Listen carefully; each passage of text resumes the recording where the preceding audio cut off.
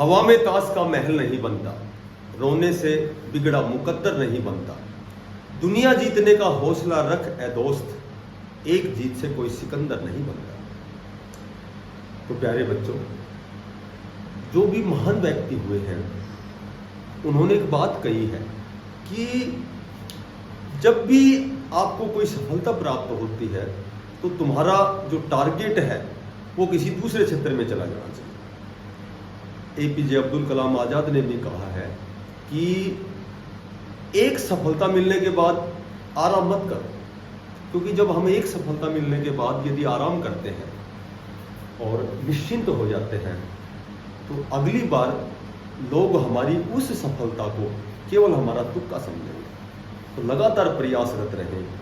एक सफलता मिल गई, अगली सफलता की ओर फिर उसके लिए अपने आप को तैयार करो, तत्पर हो जाओ, उसी दिशा में फिर प्रयास करो। क्योंकि महान व्यक्ति वही हुए हैं जो सदाबहार होते हैं, जो लगातार प्रयासरत रहते हैं, कुछ नया करना चाहते हैं, नया करते रहते हैं, और वही महान होते हैं। आज हमारी HSSC की 54वीं क्लास है और वर्ण का टॉपिक हिंदी में लास्ट क्लास है, ठीक है। इसमें एक तो नाद या गूंज के आधार पर, नाद या गूंज के आधार पर वर्णों के कितने भेद, नाद या गूंज के आधार पर जो वर्ण है उनके कितने भेद होते हैं। तो इसके दो भेद होते हैं। दो भेद, एक तो घोष, इस घोष को सह घोष भी कहते हैं, और एक होता है अघोष। सबसे पहले घोष अघोष, इसमें नाद या गूंज अधिक होता है। गूंज के आधार पर वर्ण डिवाइड किए गए हैं, और इसमें गूंज नहीं होती, नाद नहीं होता, केवल श्वास का प्रयोग किया जाता है। हमारे सांसों के द्वारा श्वास का प्रयोग किया जाता है। देखो, इसमें नाद या गूंज होती है, और इसमें नाद या गूंज नहीं होती, इसमें उनके स्थान पर श्वास होता है।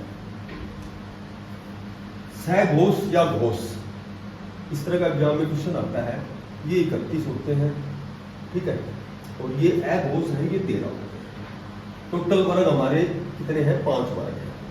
तो वर्ग का तीसरा, चौथा और पांचवा, पांचों वर्ग के 3-3 वर्ण, यानी कि 5 तिया 15 तो ये हो गए, ठीक है। तीसरा चौथा यानी कि कै, ख, ग और घ और य। उसके बाद च, छ, ज, झ और य। उसके बाद ट, ठ, ड, ढ और अड़। उसके बाद त, थ, द, ध और न। और उसके बाद आता है प, फ, ब, भ और न। अब गूंज किसमें होती है? वर्ग के तीसरे, चौथे और पांचवें में। पांचों वर्गों के 3-3 लेंगे हम, तो टोटल ये हो गए 15। ये होते हैं सघोष या घोष वर्ण।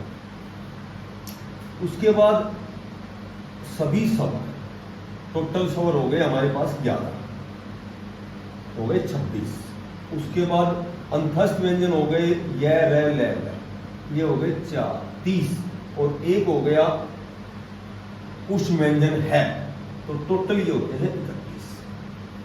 उसके बाद ये 13 कौन से बच गए? जिनमें गूंज नहीं होती, नाद नहीं होता, श्वास का प्रयोग होता है।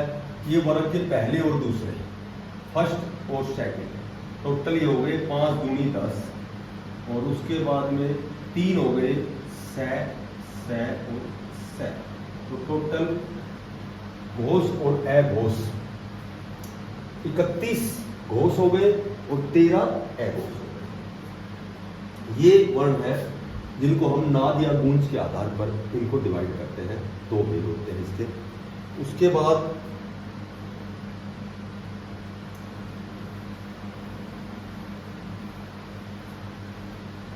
उसके बाद हो गए प्राण तत्व के आधार पर।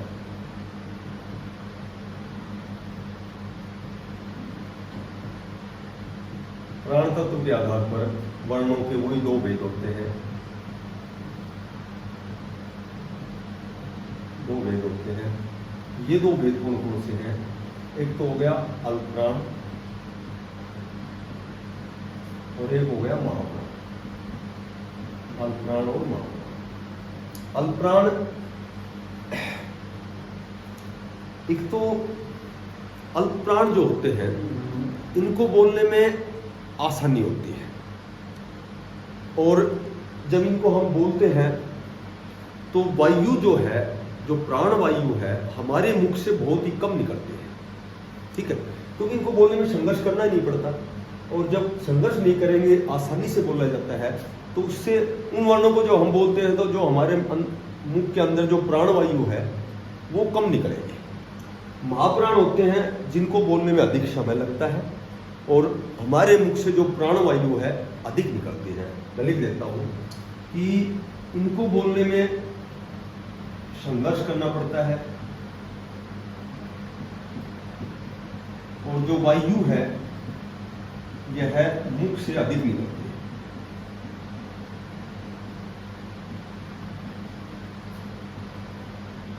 अधिक निकलती है।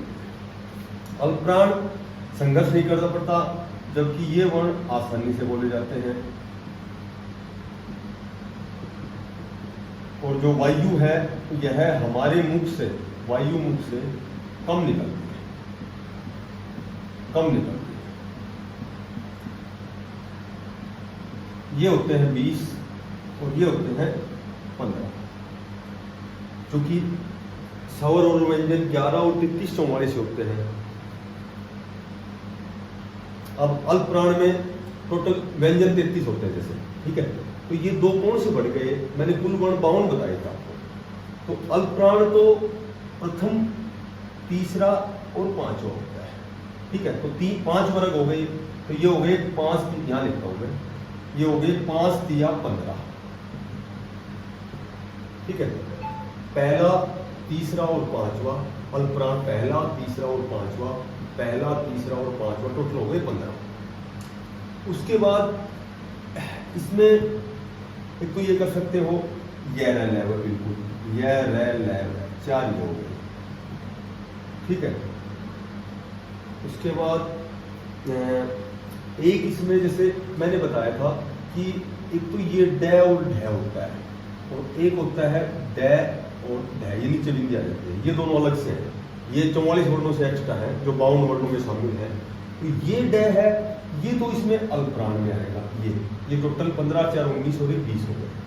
और इसमें दूसरा और चौथा जो बच गए 5 वर्गों में, दूसरा चौथा यानी कि 10 तो ये हो गए, ठीक है।